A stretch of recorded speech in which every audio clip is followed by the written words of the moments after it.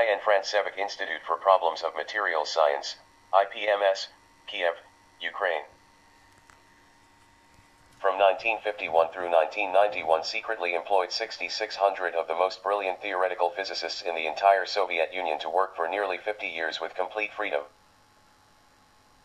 They were able to develop whole new sciences, technologies and materials unknown in the West. Their models of nonlinear quantum mechanics, plasma physics, atomic engineering, nuclear physics and related mathematical and theoretical constructs, which made their development possible, are so unique that they challenge the validity of the most fundamental assumptions embodied in the Copenhagen interpretation model currently held in general acceptance in the West. For example, Western-developed particle-wave quantum mechanics is described by Einstein's E=mc2. The Soviet nonlinear model of quantum mechanics is described by the formula E=m kilovolt energy equal mass at rest as a function of a mathematical constant. Einstein's theory of relativity assumes that the speed of light is constant. However, measurements have shown that the speed of light has slowed down 7% over the past 2 centuries. See http://worldnetdaily.com/news/article.asp?article ID = 39733. Einstein's famous equation is therefore not based on the real world of peer-reviewed experimental results. Consequently, the more correct Soviet model has enabled numerous technical advances not even dreamed of by Western science. Among several energy inventions developed by the IPMS are freestanding thorium-227 isotope electric power generating plants. They can be small enough to power a single home and large enough to power whole communities. They also can operate for up to 18 years without ever requiring refueling or maintenance. Arrangements to commercialize these useful energy inventions by joint ventures of the IPMS and more than a dozen private sector companies were repeatedly sabotaged by the U.S. government's defense, intelligence agency and others. Source: David G. Ewert, The Anthropos Files, Tales of Quantum Physics from Another World, 2nd edition, 2007.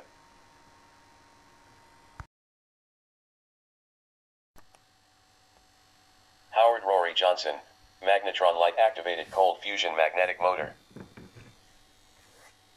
During the late 1970s, Howard Rory Johnson, a brilliant inventor in Elgin, Illinois, combined light-activated cold fusion with a new type of magnetic motor into a magnetron. His prototype magnetron produced 525 horsepower but only weighed 475 pounds. It could propel a large truck or bus 100,000 miles on about 17 ounces of deuterium and 1.5 ounces of gallium before being recharged. This was years before either Pons and Fleischmann or Dr. James Patterson entered the scene with their cold fusion technology. Johnson discovered the light-activated cold fusion portion of the magnetron by accident when as he was developing a new type of electronic circuit using deuterium oxide and gallium. He noticed the two materials were producing energy on their own. He could not figure out what was triggering the energy production for some time until he finally discovered it was light. The magnetron's flow of deuterium, an isotope of hydrogen, is controlled by magnetic tunnels. At the point where the deuterium strikes the gallium, a heavy metal electron donor, a beam of light from a diffraction prism forces their fusion. That controlled reaction results in the fusion of two atoms forming a new atom. In the process, electricity is released, and that is what powers the magnetic motor. The magnetron is sealed, however, so light is provided from photon energy produced from coils tied directly to the motor. It is more or less a pulse-generated system. A photon is a football-shaped particle of electromagnetic wave energy. Its energy content is a product of its frequency f and Planck's constant h. When an electron in orbit around the nucleus of an atom drops to a lower, less energetic orbit, a photon containing the energy equivalent to the electron's energy drop is emitted. This explains why light and other forms of electromagnetic energy such as gamma rays and radar are sometimes observed as particles and other times as waves. The heated filament of a light bulb is an example of photon production. There is no way to explain, using contemporary electrical theory, how his relatively small motor could produce such tremendous horsepower. Utilizing his own new electrical magnetic energy theory, involving a process he called attract-attract, Johnson exploited the magnetic field. He used the top and bottom rotors in his motor. First, the top rotor attracted, released, then the bottom rotor attracted, released. The action of attraction, alternating between upper and lower magnets, used the windings to complete the attract field. Robert Nelson's compilation of articles about the magnetron provides much more technical detail on the magnetron than the foregoing. See http://www.rexresearch.com/magnetron/magnetron.htm. Johnson constructed his prototype magnetron's 525 horsepower magnetic motor without any of the hardware that is presently used in present. State-of-the-art electric motors. Conventional motors use the accepted principle of attract-repel, an energy form that doesn't utilize the magnetic field to its greatest advantage. For comparison, a typical 500 horsepower electric motor has wires exiting it that are the size of a garden hose. The sealed self-contained magnetron has no wires. Thus, other than the magnetron's infrequent refueling with small amounts of deuterium and gallium, the standalone magnetron uses no input power. The magnetron's entire output power is conveyed by its magnetic motor's rotating shaft. Fuel for the magnetron is plentiful, deuterium is derived from water, and gallium is extracted from abundant aluminum bauxite. Commercially available pure gallium is still scarce and expensive. It may well be possible, however, to cheaply transmute another less expensive element into gallium.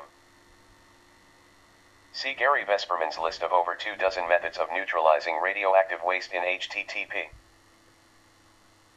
3c.de/doc/gvcomparison.htm, which includes possible transmutation methods. The magnetron uses no fossil fuel in its operation, and it emits no pollution.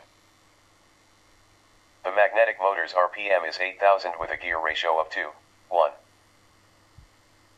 Lubrication for the sealed motor is synthetic motor oil, which does not need changing and does not need a filter. Because foreign materials such as carbon and varnish are not introduced into the system, as they are in the internal combustion piston engine. This writer, Gary Vesperman, attended the 3rd International Symposium on New Energy in Denver, Co., April 25 to 28, 1996. I remember being impressed by Gerald Orlowski's lecture Magnetron, Fusion Magnetic Motor, during which he provided substantial technical information on the magnetron. Orlowski reported that some inside information revealed that OPEC had been keeping track of all competitive technology, and Johnson was number 1 on their hit list. Johnson was about to manufacture the motors through a nationwide dealership. Some motors still exist, but the owner wants several $1 million for them. This writer Gary Vesperman knows of very few inventions of new energy sources which are reasonably large standalone energy producers. Besides the magnetron, they include Oleg Grishkevich's hydromagnetic dynamo, and Electron Power Systems micro-fusion reactor, which employs stable high-density plasma electron spiral toroids.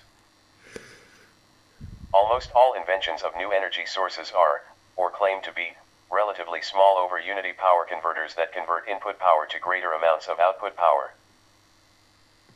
Bob Drach's thorium power pack is an exception, see above. At the September 14, 2005 public meeting in Green Valley Ranch Casino regarding the proposed regional fixed guideway traversing Las Vegas, Nevada. This writer Gary Vesperman submitted comments suggesting possible power sources for the train, including descriptions of the hydromagnetic dynamo and the micro-fusion reactor. http: www.rdcsouthernevada.com/rfg/documents/September 2005 public meeting minutes.pdf, pages. No wonder the magnetron's inventor, Rory Johnson, was rumored to have been number 1 on Organization of Petroleum Exporting Countries, OPEC's hit list. The following is an excerpt, slightly edited, from Orlowski's lecture transcript where he tells about his unwitting personal involvement with the U.S. government's suppression of the magnetron. After I saw the magnetron motor, my life changed.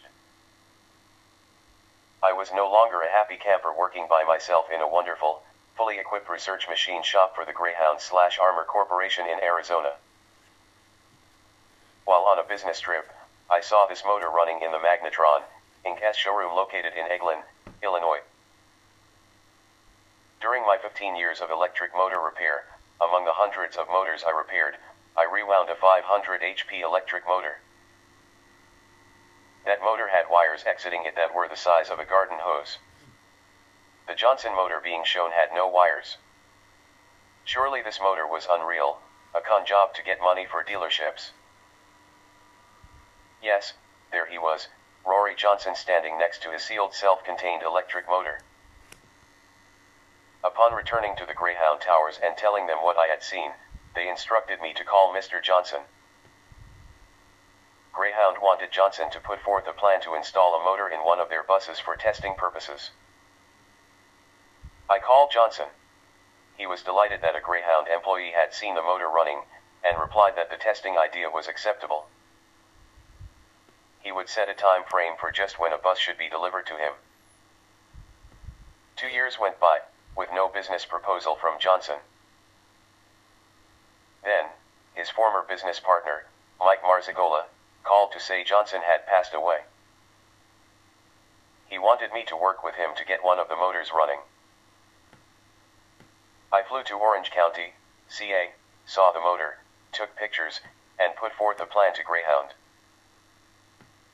Subject to a contract with Marzigola, one of the old worn motors would be brought to the research shop.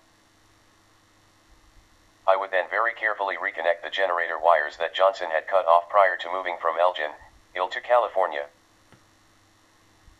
Discussions with Marzigola brought out that the U.S. government, given the authority by the Congress of 1952, had issued a grab order to take Johnson's motors. Rumor has it, the dough is run by U.S. oil companies and OPEC, and they want no competition, period. Because of this grab order, Johnson had cut the generator wires. He had then put his total shop, with motors and all, on several U-Haul trucks and left Illinois in the middle of the night. He went to California to re-establish his business. But before he could get a motor running, he passed away. Surely, Greyhound would agree to let me restart one of Johnson's motors. The wonderful proposal put forth to Greyhound was rejected by mail. Very agitated, I went to the top office at Greyhound demanding an explanation. I was met at the door with the comment, "We know why you are here." Knowing the potential savings to the bus company, surely they could have only one reason for rejecting the proposal. They must have believed I was not qualified to start up the motor. Greyhound's top legal advisor stated he was present when the Greyhound board met and discussed my written proposal. He stated the following, "At no time was the thought put forth that you would not succeed. In fact, we discussed all of the hardware designed and constructed by you, and started the conversation from what happens when Greyhound has a running motor. We contacted a state representative who felt this motor should not be allowed to be used in 4,000 plus buses. The loss in tax dollars for fuel alone would be a very huge sum. He then asked me to leave, stating he was sorry that he had to tell me the reason the plan was rejected. Telling Marzigola of the rejection, I offered to personally put in a few $1,000s toward the parts to get one motor running. In return, I would be assigned a dealership for the Phoenix metropolitan area. We signed legal papers in exchange for the money agreed on, and went to work. I still have the signed dealership. The first thing I noticed was that someone had been working on repairing the motors. 3 motors already had new commutator assemblies installed. Each assembly consisted of 3 commutator assemblies on one insulated tube with a metal case to secure it to the shaft. One motor still had the old worn commutator assembly, as it had not yet been repaired. Orlowski goes on to describe his reconstruction efforts and includes interesting technical details about the magnetron structure and theory. Johnson did not know that OPEC tracks all potential competition to its oil business and that he was reportedly #1 on OPEC's hit list. His first mistake was publicizing, in many magazines, his plans to manufacture and distribute his revolutionary motor. Eric Masson has spoken with a few people who even signed up for distributorships. Eric Masson had included Johnson and his magnetron in his energy invention suppression anthology, http://www.electrifyingtimes.com/ericmassonsuppression.html. In 1979, Johnson placed his engine in a Buick Electra and was preparing to drive it around the country to sign up more distributorships when the U.S. Department of Energy and the state of Illinois teamed up to prohibit his company Magnetron, include, from producing and selling magnetrons. They first placed a gag order on all the people in the company by using the Secrecy Act of 1952. Secondly, the state of Illinois immediately requested the company to provide information about all of their employees, distributors, stockholders, investors, suppliers, etc. They asked questions that blatantly deny anyone's constitutional rights to privacy. The pressure from the state of Illinois became so overwhelming that Johnson decided to move his entire business to California in the middle of the night.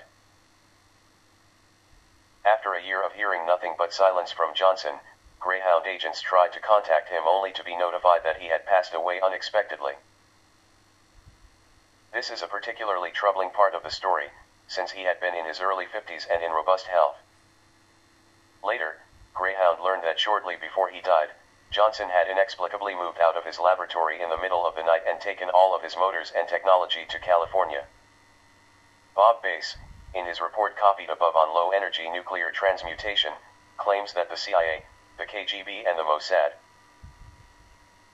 etc. all have sprays which can be sprayed upon someone and cause him or her to die of apparently natural causes. One speculation is that Johnson's death apparently due to heart failure had been artificially induced by such a spray. In a January 20, 2007 email to Gary Vesperman, Terry Sisson reports, "Hi Gary, I visited Magnetron, include, in July 1979. I wish I would have taken a photo." Placards were placed over every inch of the large windows in the front of the building listing all of the questions the state of Illinois requested his company to provide.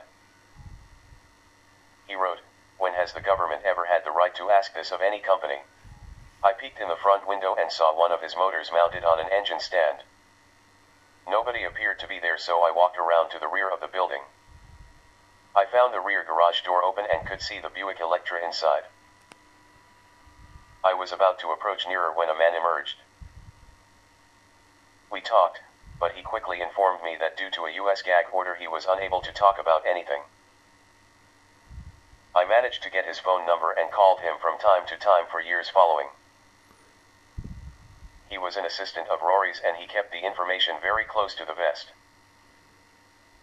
He did tell me that it was real and it worked, yet not how it worked. About 1984, I began to call all the Johnsons in the phone book in Elgin.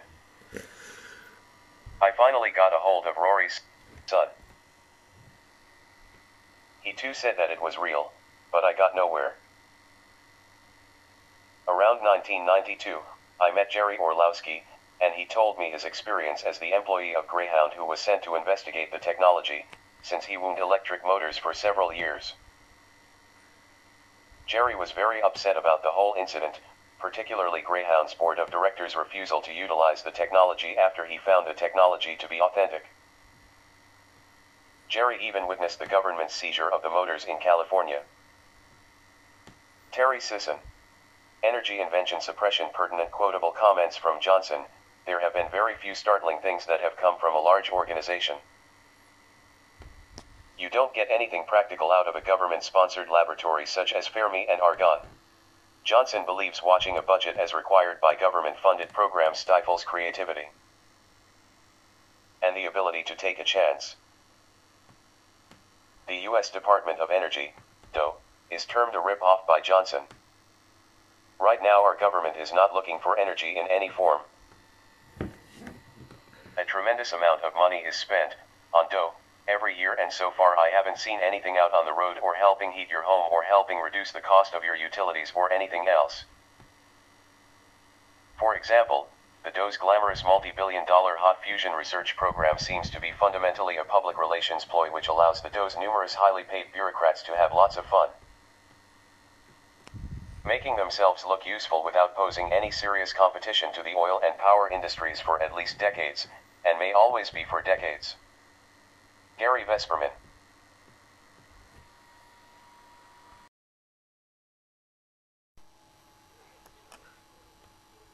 Howard R. Johnson, Permanent Magnet Motor. Howard R. Johnson has developed a device resembling an electric motor which produces work without electrical input, using only permanent magnets for motive force. The basic principle of his magnetic motor is that its magnets are arranged in such a manner that its magnetic flux is always unbalanced, thus producing a continuous rotational drive. For patent descriptions, detailed theories and diagrams, see http://rexresearch.com/johnson/1johnson.htm. Two links to additional information can be found in http://www.web-space.tv/free-energy. More information apparently is available from the Permanent Magnet Research Institute, P.O. Box 199, Blacksburg, Virginia 24063. Johnson spent 6 years fighting the patent office to accept the reality of his magnetic motor. In April 24, 1979, Johnson finally got a U.S. patent 4,151,431 for a permanent magnet motor that starts itself and would deliver 5 kilowatts from permanent magnets. Jet Propulsion Labs built a prototype 5 kilowatt generator. In his January 20, 2007 email to the New Energy Congress, Ken Rowan reported, Howard Johnson got his patent because he demonstrated one in the courtroom. The judge ordered the USPTO to give him a patent. I saw a copy of the court document while in Jean Mallob's employment. Unfortunately, the whereabouts of that document is unknown, as Jean was not a good file keeper, and he is not around anymore. What was demonstrated was a roller skate on a linear track, fitted with magnets, and a line of magnets over the tracks. The track was slightly sloped up, so gravity could not be attributed for the motion. Since it flew off the track end and was not jerked back, it had to have net energy imparted to it. Ken Rowan, that demonstration looks similar to the prototype of Stewart-Harris theory of magnetic instability, see below. Johnson's other 2 patents are no. 4,877,983 for magnetic force generating method and apparatus, and no. 5,402,021 for a magnetic propulsion system. In all, Johnson is connected with more than 30 patents in the fields of chemistry and physics. The following suppression account is an edited consolidation of information from an exchange of emails between Gary Vesperman and Al Witherspoon, a longtime associate of Howard Johnson. June 2006. Al had read on the internet Vesperman's 3rd version of this compilation, now in its 4th version, of energy invention suppression cases, and had then emailed Vesperman. Al is a businessman and the inventor, in 1 week, of a crucial part of the Hubble Space Telescope that had stymied other engineers for months. To refresh memories for Al's story, Al and Howard had some pleasant visits August through October 2006. Howard is now 92 years old but still healthy with a keen memory. Al's involvement with Howard's project was not from a technical standpoint but rather from the standpoint of technology suppression. Al had never taken the time to write this up. He thinks that it's about time. Al has been holding back his suppression story for nearly 30 years. Howard Johnson actually began his work on this motor in the 1930s. When he first started the project and conceived the idea on paper, the materials needed for the construction of the motor had not yet come into existence.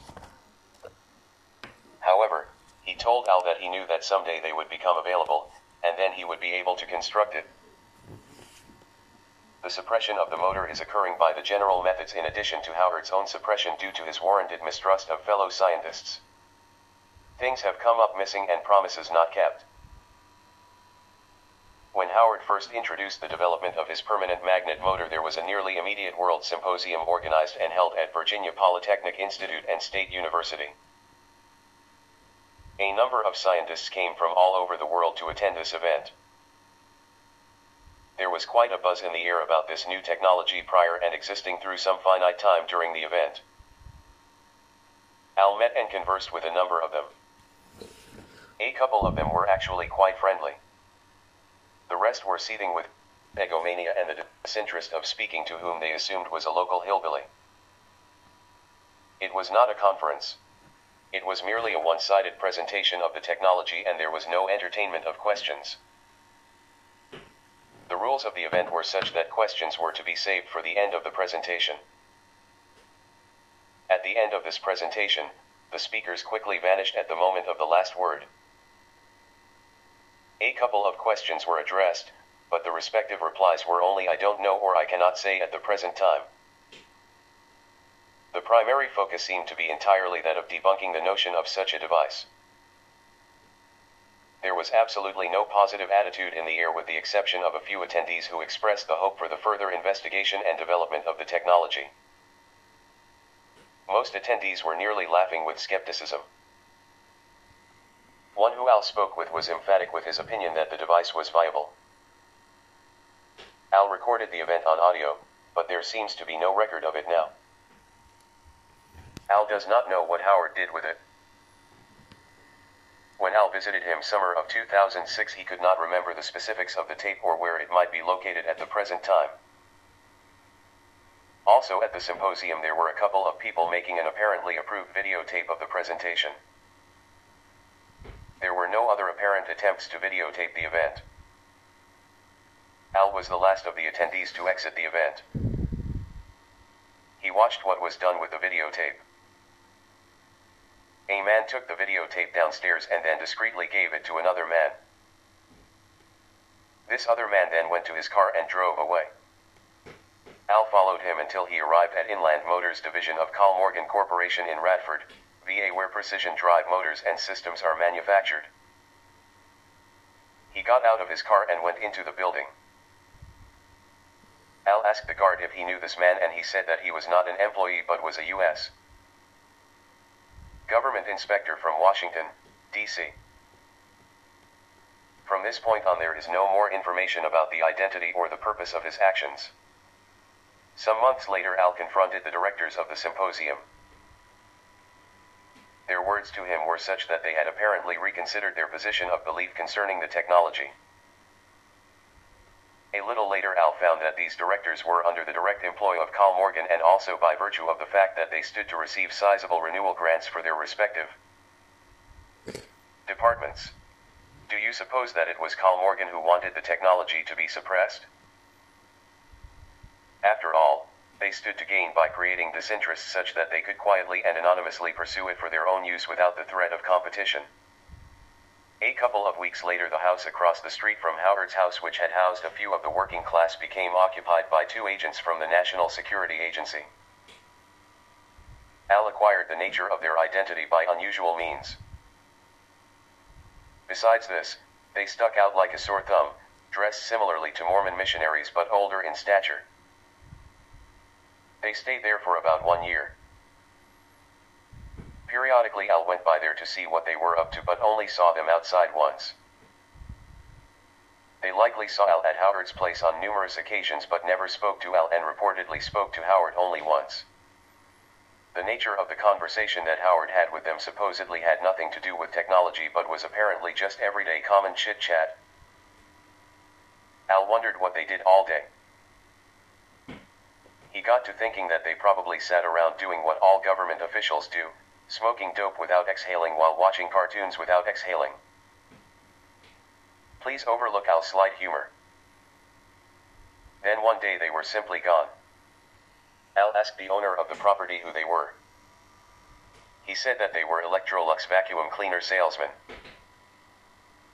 Al almost busted out laughing. Al's great uncle was one, and Al has seen several at his front door, but never those that dressed like these guys. During their stay, Al received a rather strange phone call one day in April 1979. A man simply asked for Al, and Al simply said hello, thinking that it was likely one of his customers or a telemarketer. He quickly identified himself in such a way that Al could not understand his name. When Al asked who was calling, he simply replied by asking Al if Al was acquainted with Howard and how long. He was very nice, and thus Al answered him due to Al's probable youthful naivety. He then simply said thank you and hung up. Caller ID or the *69 features were not available yet at that time. On 3 occasions after this between 1980 and 1983, Al's house was broken into in a non-destructive and undetectable manner, meaning that the method of entry was not discernible as being unauthorized.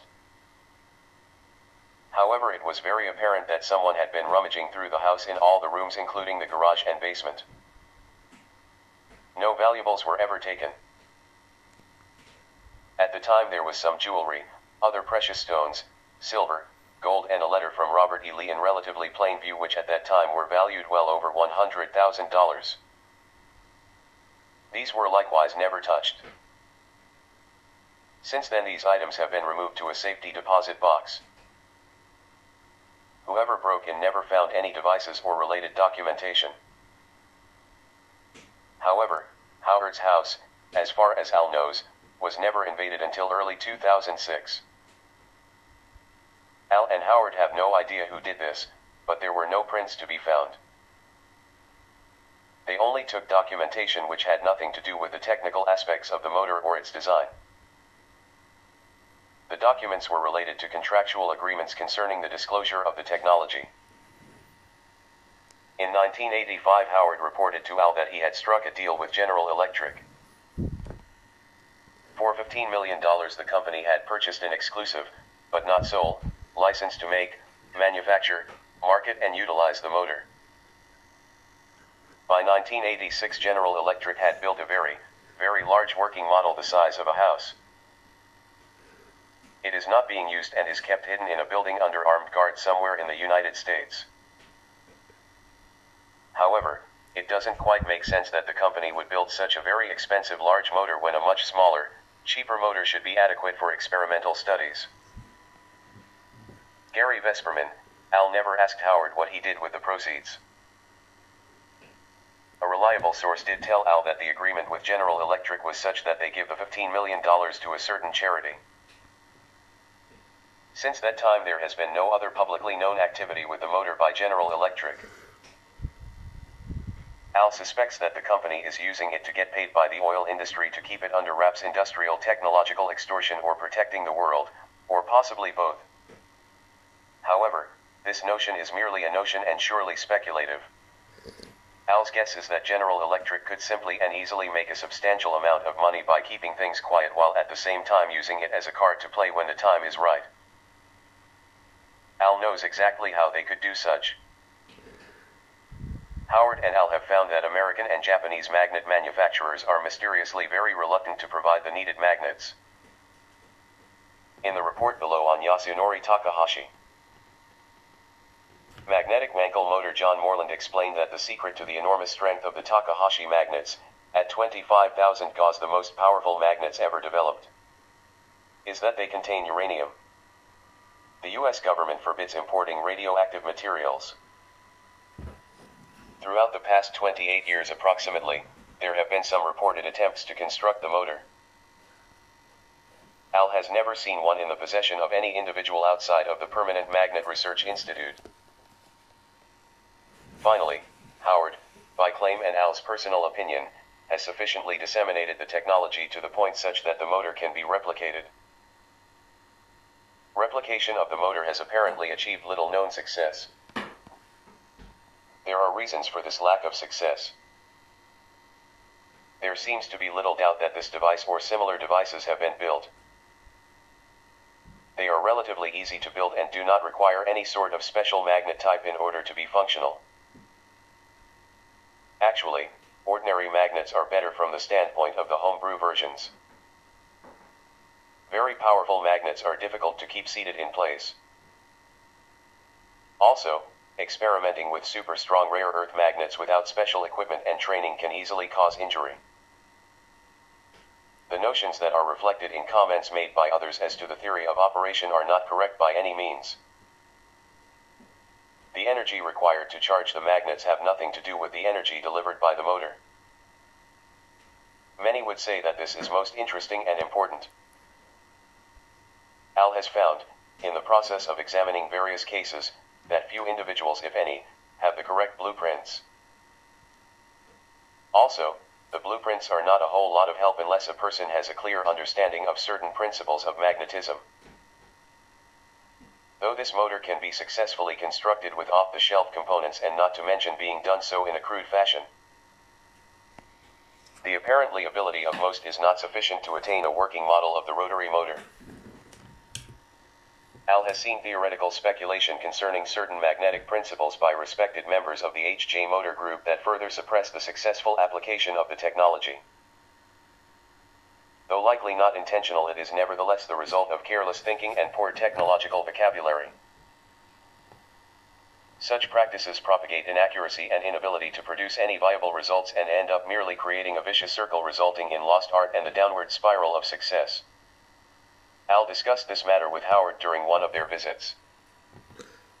They were able to arrive at some conclusion perhaps, but that of which will not presently be disclosed. Al needs to think about it a little more. As far as participation by other individuals, to date, there has been no person that has kept their word concerning certain aspects of disclosure. There have been no individuals that have kept up other agreements directly related to the use and dissemination of the technology. Some individuals have replicated Howard's research in various ways, including the distribution for gain, in such a manner as to claim it as being of their own origination. This may include the distribution of non-functional blueprints. As far as Al knows, Howard has only and repeatedly been the victim of greed and egotistical lust. To date, not one single person has ever commented on Al's advice for making the motor work. This show of apparent ignorance eludes Al's belief. At this point in time, Al does not believe that Howard is highly inclined to divulge any more information to the general public or prospective co-participants. The royalties due on his recent book have not been paid either. This situation will change with the publication of his new book containing advanced theory. Those who have any sense, in my opinion, will be well advised to read it. And as for Al himself, he is presently looking for a few good men. To date, Al has only been in contact with one or two individuals who have shown even a spark of integrity. At the present time, there are only two individuals actively involved with the Permanent Magnet Research Institute. Howard's parting and publishable comment from their meeting of October 10th was simply as follows and quite closely matches his exact words. If you can't believe what you see, then there is little else that I can do for you. Al thinks that it's not always the government that suppresses technology. Sometimes it's the individual who bites off his or her own nose to spite his or her face.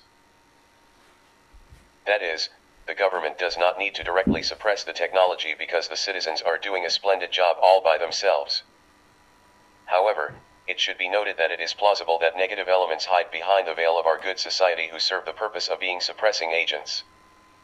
It is not necessarily our government which doles out the suppression. They often get blamed for a lot of things which are merely the bad direction of a small individual or group within. Maybe the distribution of incorrect information is being done by the implant of a suppressing agent. Virginia Polytechnic Institute and State University does not help Howard, though he lectured there for a while.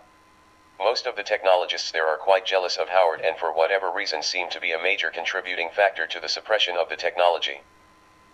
The college is where the first World Symposium took place.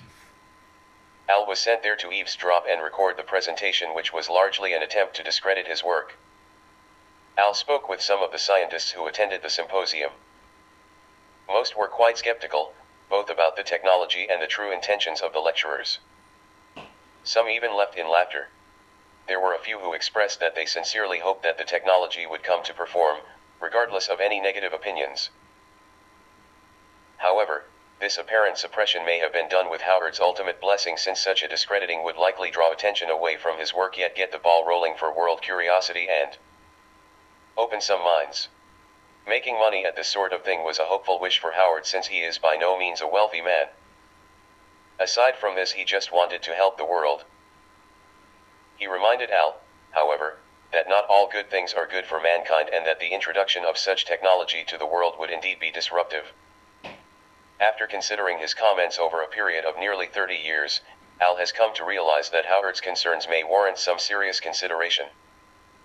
Al intends to see Howard again sometime to find out by some gentle fashion if this early suppression indeed was his intention, or if it simply occurred inadvertently.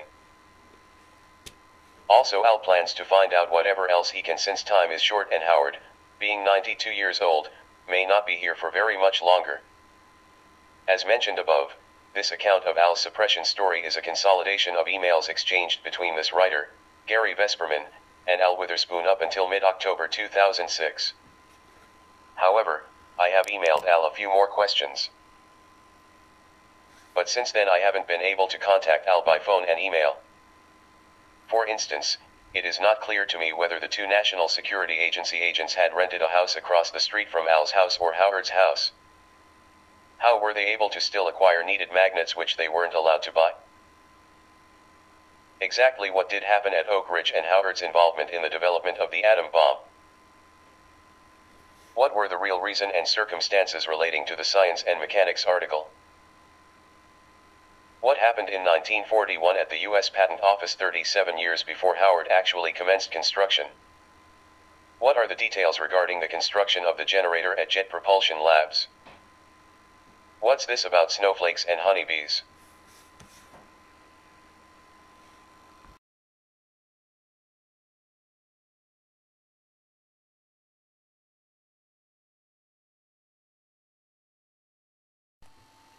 Stuart Harris, Theory of Magnetic Instability.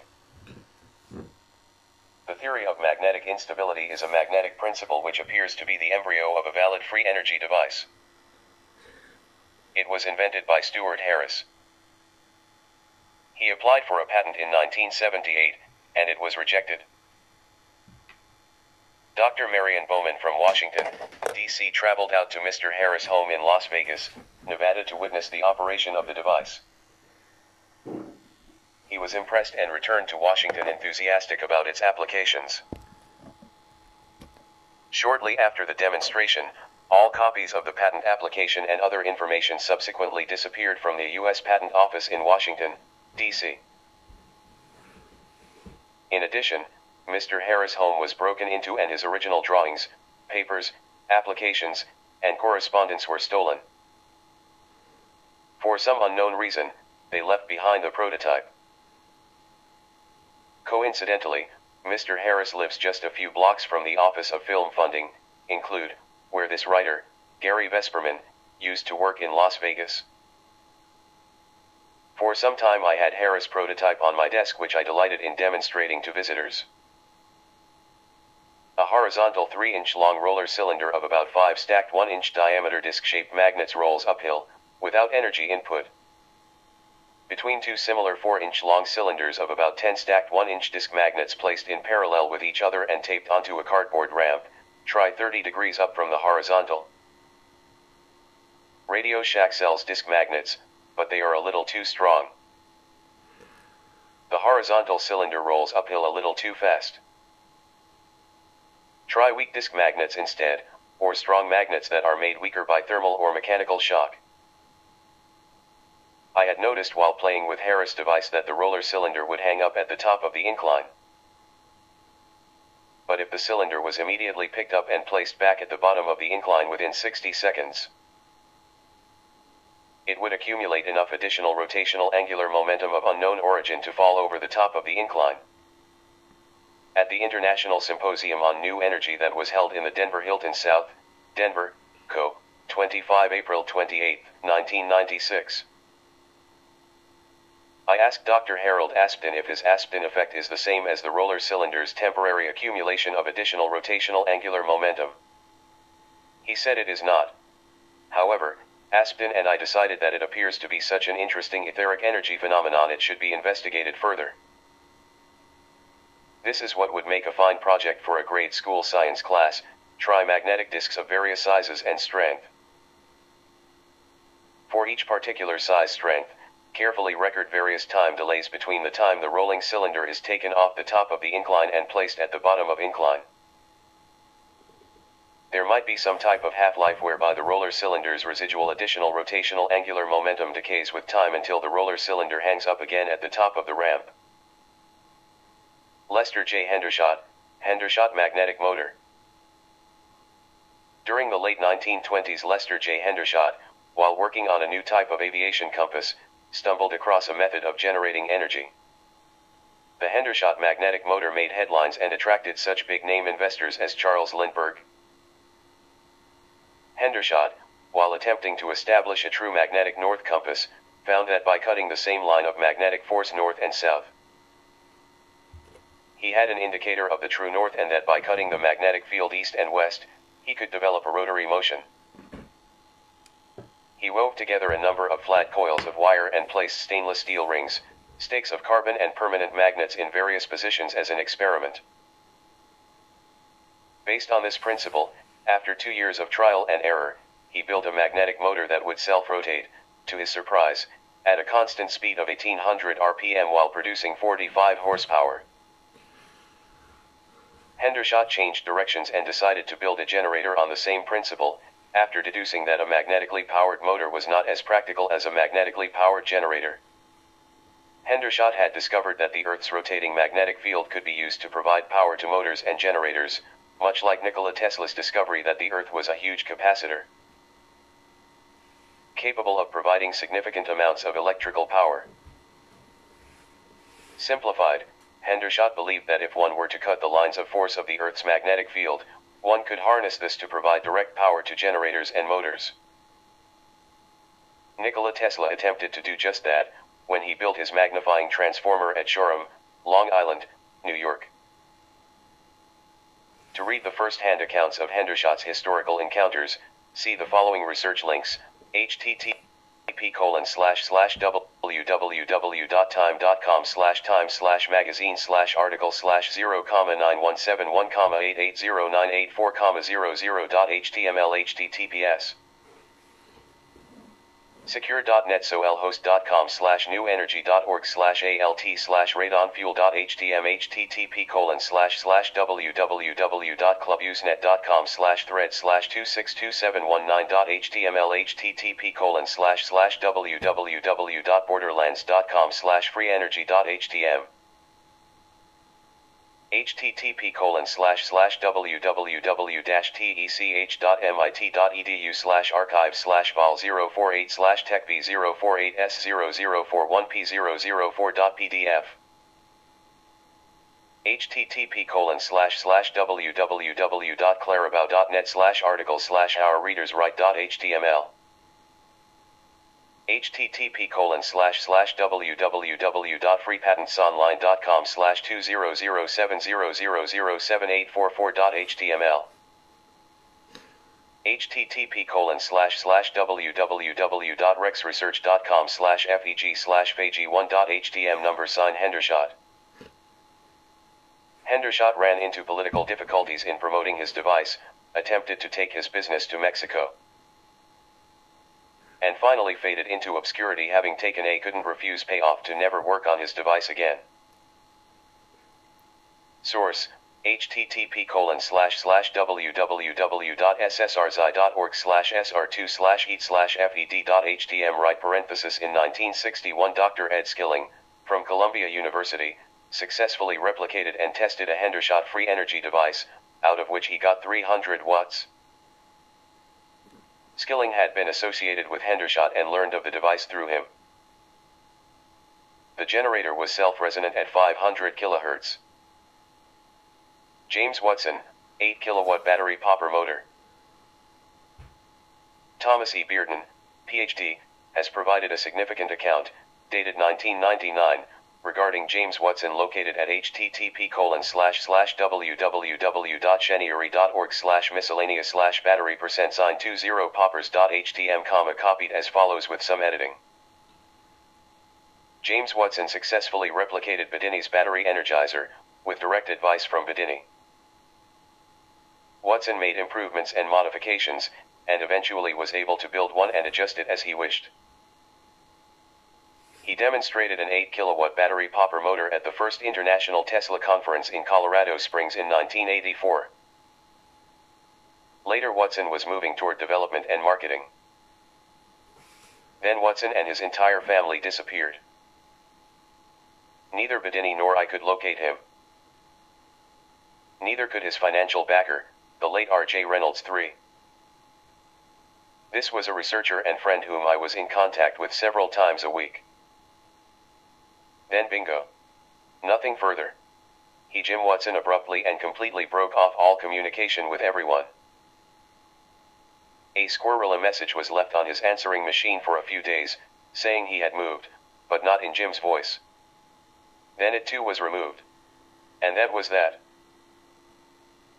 Eerily, it seems that if you call the police in the town where Jim Watson lived, they will tell you he still lives there on the same street in the same house.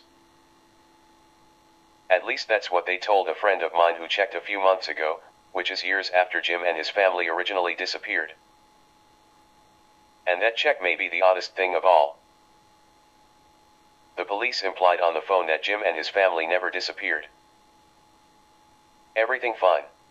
A-okay. And that's a bald-faced lie. He and his family did disappear. No one could find them, regardless of how they tried. His financial backer couldn't even find him. The clear implication is, stay away from that one. Somebody from the dark side may have made Jim the offer he could not refuse. One may never know what really happened, whether or not Jim ever surfaces again or has already surfaced again and is living there very, very quietly. But Jim's entire over-Unity motor effort ended abruptly, even though highly successful. And even though the motor was almost ready to be put into production. Watson has not been seen at an energy conference since that sudden mysterious disappearance. No one has had a phone call from him. I have not found anyone I trust who has seen him again. You have not seen a Watson over Unity power system go to market. You almost certainly never will. Yet Watson's device was perfected to the point where he could make the things like pretzels, adjust them readily, and they worked every time. They could have been put into mass production very easily. Obviously that made him a grave threat to the energy cartels around the world. At rare intervals, the energy cartel does suppress an invention and an inventor by making the inventor an offer he cannot refuse, in mafia terms. Presently the going price when that offer is made is $10 million. You take your $10 million, quit all research, quit your contacts, and you live. But you live very quietly, although you live very well financially. The engineers who measured Watson's 8-kilowatt machine there in Colorado Springs are still alive. And they know what they measured. There's one other little thing. At that same International Tesla Conference in Colorado Springs, the folks who were in charge, for the energy barons, of suppressing all successful over Unity devices in the Western world were also there when Watson demonstrated his 8-kilowatt device. There is a certain effect which happens in a battery sometimes for a large over Unity battery popper unit like that, if the device is for real.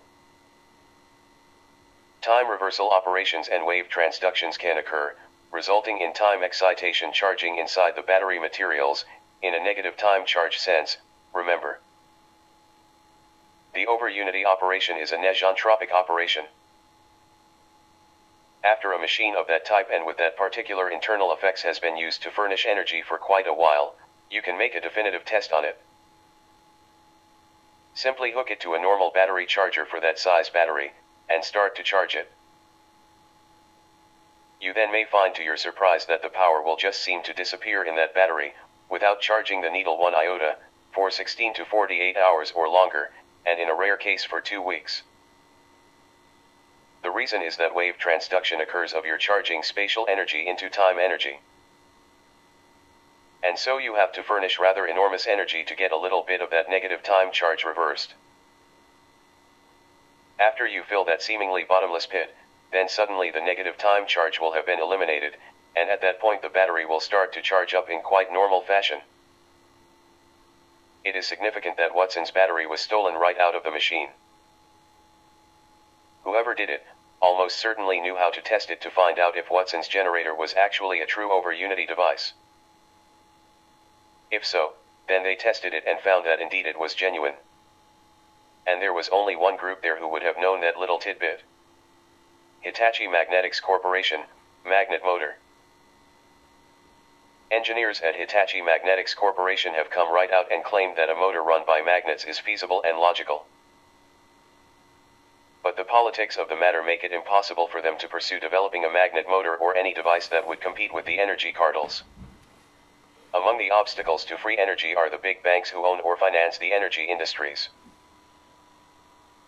Peter Lindemann, D. South Carolina, offers an analysis of these obstacles in http://www.wanttoknow.info/new energy sources or http://www.spiritoFMAAT.com/archive/February 2/Linda-MNN.htm. Lindemann suggests that the four forces suppressing new energy devices are the world's wealthiest families and their banking institutions, national governments striving to preserve national security, deluded inventors and con men, and the unspiritually motivated behavior of all the rest of us. Floyd Sweet, vacuum triode amplifier. Floyd Sweet had invented an advanced, solid-state, magnetic power converter called the vacuum triode amplifier. If it could somehow be made stable over a long duration, it potentially offers an exceptionally high ratio of output power to input power in the range of 1 million. The somewhat unconventional physics of the device is explained in http://rexresearch.com/sweet/1nothing.htm. The site also describes efforts to suppress Sweet's research and development efforts. Two people from Australia, who claimed they wanted to help Floyd, stole his notebook and promptly asked John Bedini for help in replicating the VTA based on the notebook contents. John recognized the notebook as belonging to Floyd and promptly asked them to leave. However, the notebook was never recovered. Sweet received many death threats over the phone and some threats face-to-face. A well-dressed gentleman in an expensive suit, tie, hat, and $100 shoes approached Sweet on the sidewalk of the street where he lived and introduced himself as Cecil Brown. Brown showed Sweet a photograph of Sweet inside his apartment. Brown then told Sweet that he represented a conglomerate that did not want Sweet's device to appear in the world at this time. Brown further stated that sometimes unfortunate things happen to people who do not comply with the wishes of others. Brown then retrieved the picture and departed. Gary Vesperman's file titled Bearden Website on Electrical Energy includes these 3 excerpts written by Tom Bearden. A particularly good higher group symmetry electrodynamics, in this author's opinion, is the O3 electrodynamics founded by Evans and Vigier and further expounded by Evans XXXVIII. Evans has shown that O3 electrodynamics is a part of the Sachs Unified Field Theory Electrodynamics XXXIX. Thus O3 electrodynamics can be used not only for modeling normal electrodynamic but also for modeling exotic unified field theory. Further, it can be used for engineering, so it permits the development of a drastically extended electromagnetic technology which can eventually engineer many new phenomena XL, including anti-gravitational effects SLE. At least one highly successful anti-gravity experiment was performed by Sweet, in an experiment designed by the present author SLE. The weight of an object was steadily reduced by 90%, on the laboratory bench. Sweet was fired at from about 300 yards by a would-be assassin, using a silenced rifle. Being old, he stumbled and fell on the steps just as the assassin pulled the trigger. The bullet snapped right by his ear, where his head had just been. Thereafter, Sweet was always deeply paranoid about taking the unit outside his own apartment or continuing to develop it. I personally worked with Sweet for some years. End of Bearden's report. Dr. Bearden provides more details on Sweet's interesting device in http://peaswiki.com/index.php/site:/lrp:. Tom Bearden remembers Walter Rosenthal %26 Floyd Sweet. John Bedini, Schoolgirl Motor and Battery Energizer. John Bedini, Idaho, designed the Schoolgirl Motor and Battery Energizer. Some years ago, 3 thugs came to his home and beat him severely. For a time he went underground and retracted all information on his devices. See http://www.icehouse.net/john34/bedinibearden.html.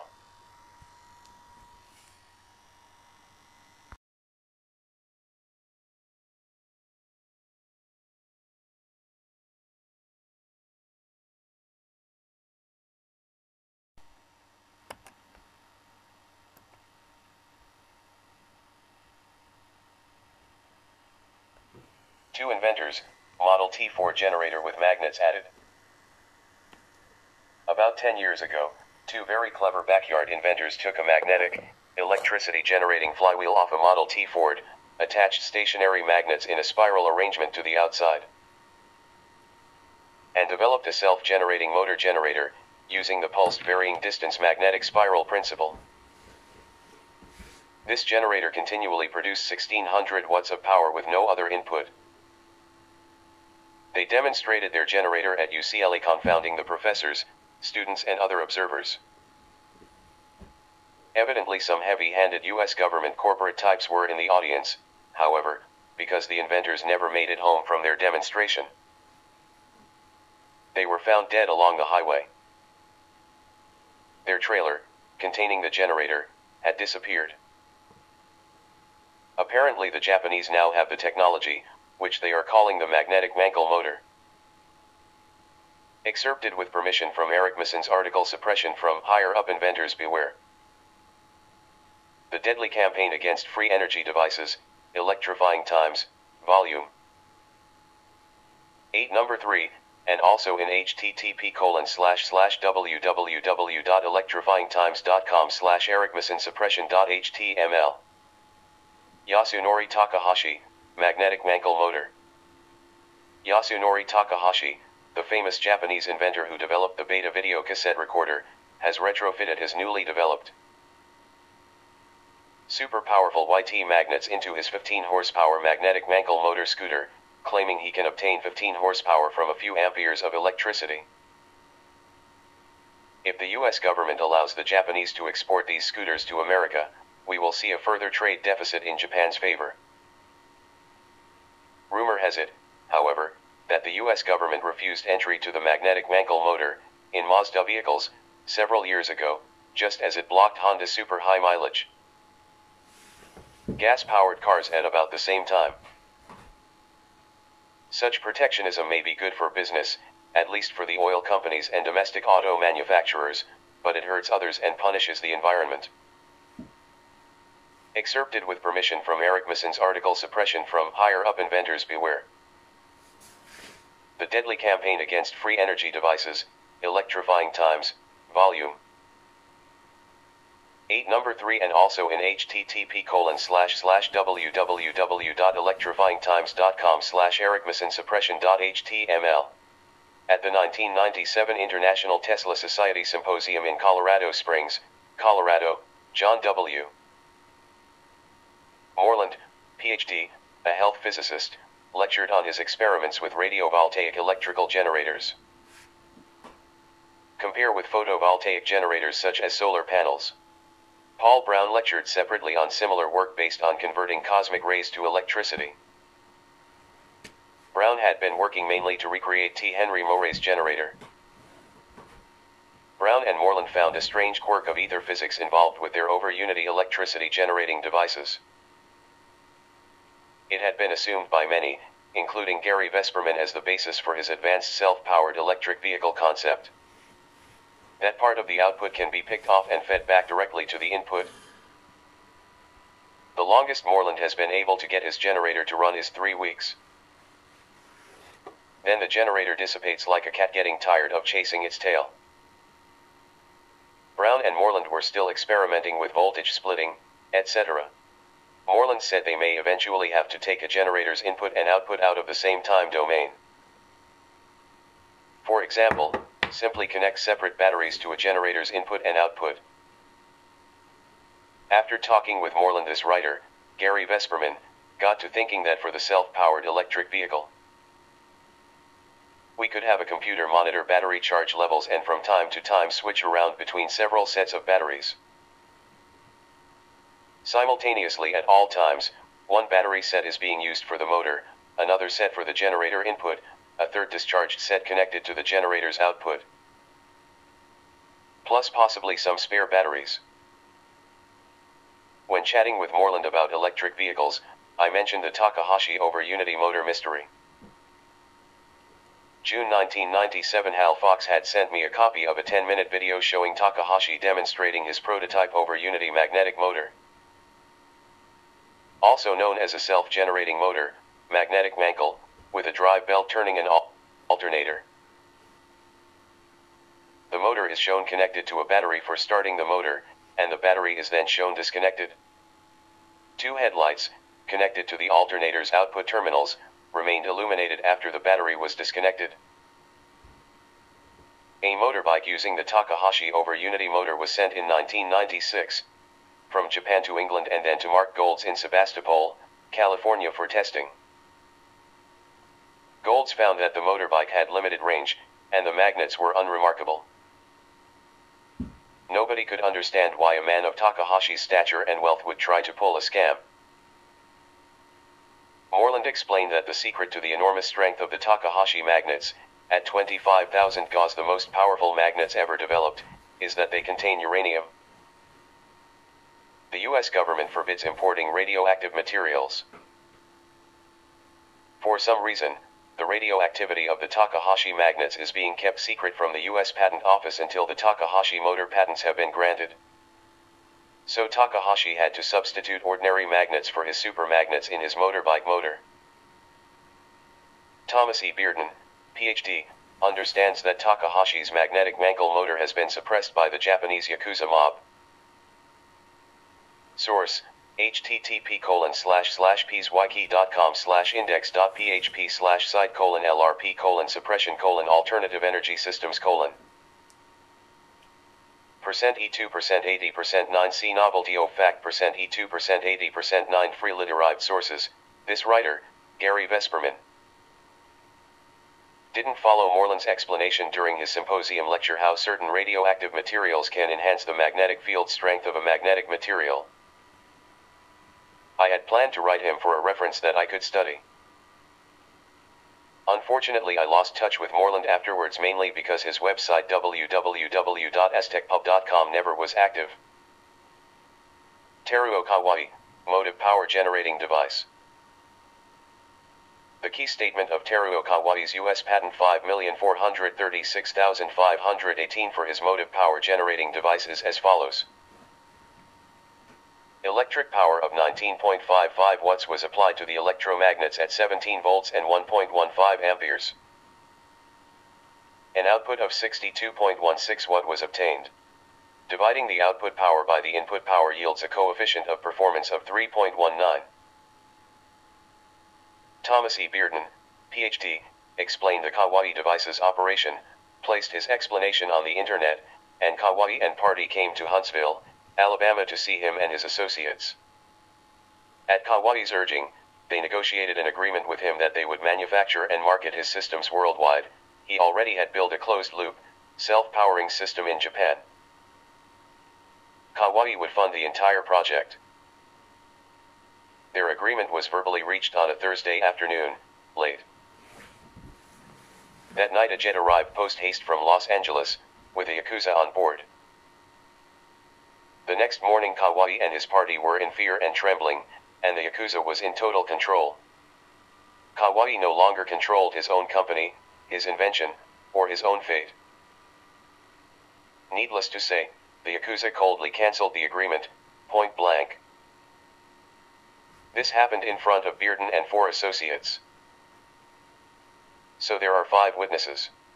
The Yakuza and party quickly packed up the 2 Kawaii engines that were in the possession of Dr. Bearden and his associates, and departed. No Kawaii engine will ever be permitted on the world market. Several other Japanese COP 10 electrical power systems have also been suppressed by the Yakuza. Many such incidents including murder have occurred over the last decades, right here in the United States.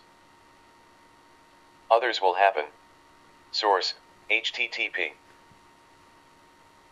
www.spiritofmaat.com/archive/march2/bearden.htm right parenthesis Dr. Bearden, inventor of the motionless electromagnetic generator, see above, himself has been the subject of suppression efforts, including death threats. Source, http://peaceWiki.com/index.php/site:/lrp:suppression:alternative energy systems %sign E2%sign 80%sign 9c novelty of fact %sign E2%sign 80%sign 9d freely derived sources right parenthesis